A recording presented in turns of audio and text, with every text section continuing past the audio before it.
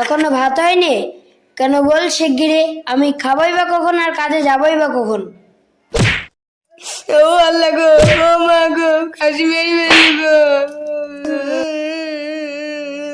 এই খাসি, এই তুই সকাল সকাল হাট বাজার করে দিয়েছো, তাই তোমাকে সকাল সকাল ভাত রেঁধে খাওয়াবো। খাসি আমার হাতে 4টি পয়সা দেবে না, আর শুধু কথায় কথায় দড়ি মারবে। থাক খাসি, তুই তোর ঘর নিয়ে থাক, থাকবো না তোর বাড়িতে।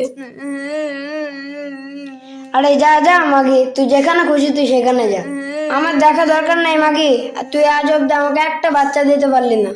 বাজা মাগি, কোথাকার দরকার হলে আমি আরেকটা বিয়ে করবো। যেইভাবেই হোক আমি ছেলের বাপ হতে চাই।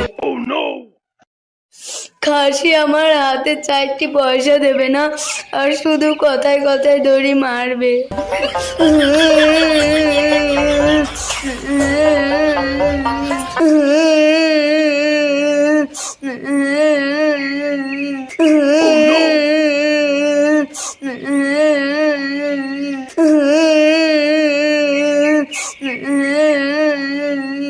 বম শঙ্কর, কিরে বেটি, তোমার সাধারণ জায়গায় বসে আছিস?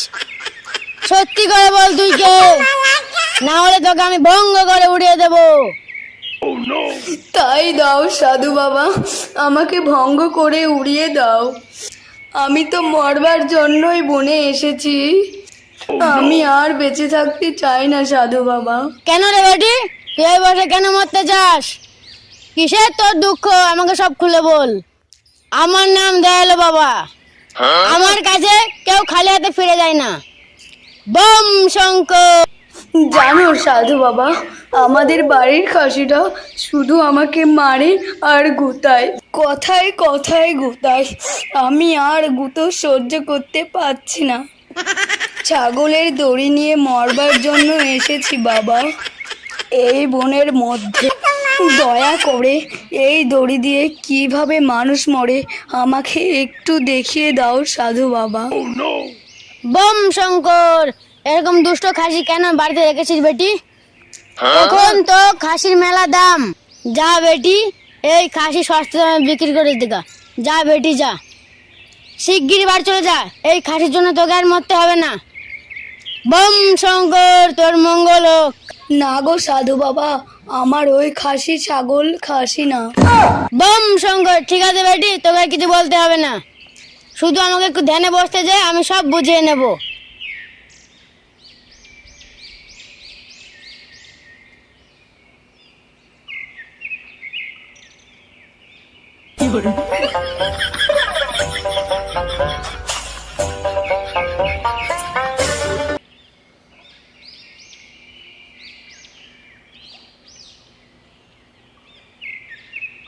বম শঙ্কর, আমি সব বুঝে গেছি রে বেটি, তোর একটা সন্তানের দরকার। বম শঙ্কর, এই নে বেটি, এই ফলটা ধর, এটা হলো আশ্চর্য ফল। এই ফলটা তুই বাড়ি গিয়ে ভালো করে সাবান দিয়ে স্নান করে ভিজে কাপড়ে খালি পেটে খেয়ে নিবি। 3 মাসের মধ্যে তো সুন্দর একটা সন্তান হবে। যা বেটি যা। বম শঙ্কর।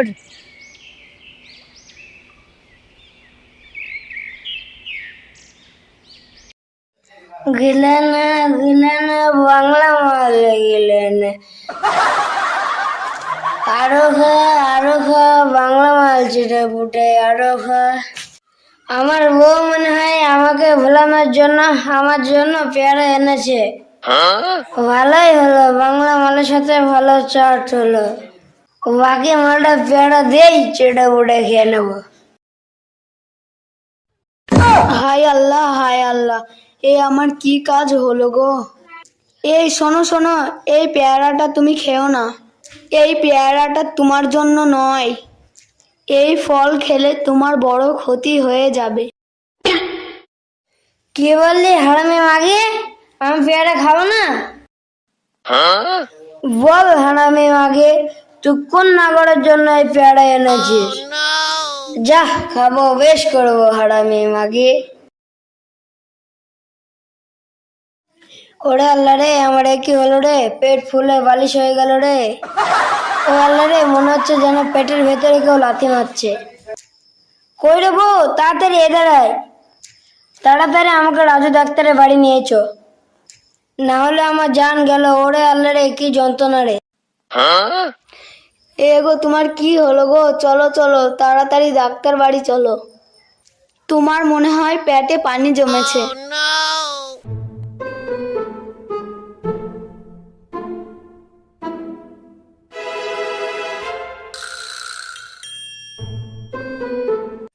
ডাক্তার বাবু গো, ও ডাক্তার সাহেব, তাড়াতাড়ি আমার স্বামীকে বাঁচাও গো ডাক্তার বাবু।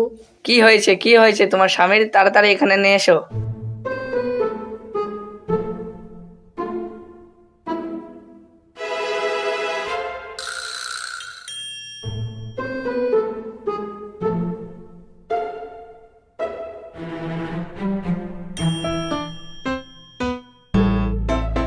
এ কি করে সম্ভব? এ কি করে হয় পুরুষ মানুষের পেটে? তোমার স্বামী প্রেগনেন্ট হয়েছে, তোমার স্বামীর পেটে বাচ্চা এসেছে। খুব তাড়াতাড়ি হাসপাতালে নিয়ে যাও, আজকালের মধ্যেই বাচ্চা হবে। ও আল্লাহ রে, এ আমার কি হলো রে? আমি কোথায় যাবো রে? হায় আল্লাহ, আমি ছেলের জন্য বউকে মারধর করতাম, তুমি ভুল করে বউয়ের পেটে বাচ্চা না দিয়ে আমার পেটে কেন দিলে আল্লাহ? এবার আমার ছেলে কোন ধার দিয়ে বেরোবে আল্লাহ? চলো চলো, তাড়াতাড়ি বাড়ি চলো, বাড়ি গিয়ে একটা ব্যবস্থা হবে।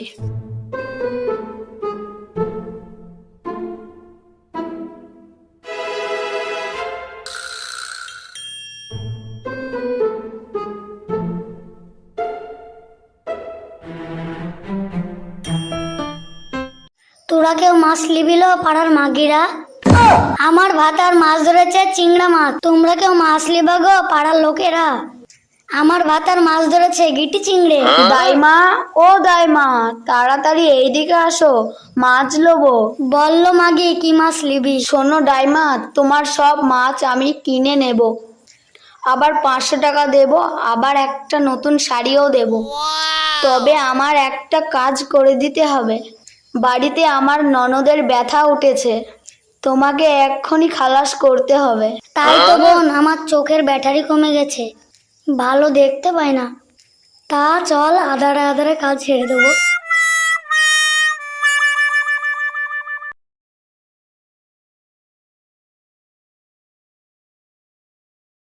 শিগগিরই থালা লিয়াই, আর ছাই লিয়াই, আর এক বালতি জল লিয়াই।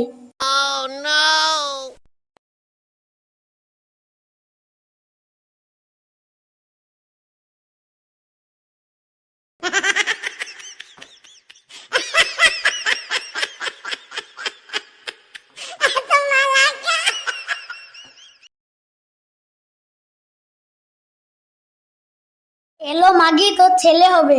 তোর ছেলের পা বেরিয়েছে, কিন্তু পায়ের পাতা নাই। একবার নড়েছে, দেখি একবার চেষ্টা করি। ও আল্লাহ গো, ও আল্লাহ গো, জানটা বেরিয়ে গেল গো। ও আল্লাহ গো, ও আল্লাহ গো। ও দাইমা, থাক থাক, তোমাকে আর ছেলে বের করতে হবে না। এলো, তোর ননদ কি বলছিল? তাহলে আসল কথাটা শোনো ডাইমা।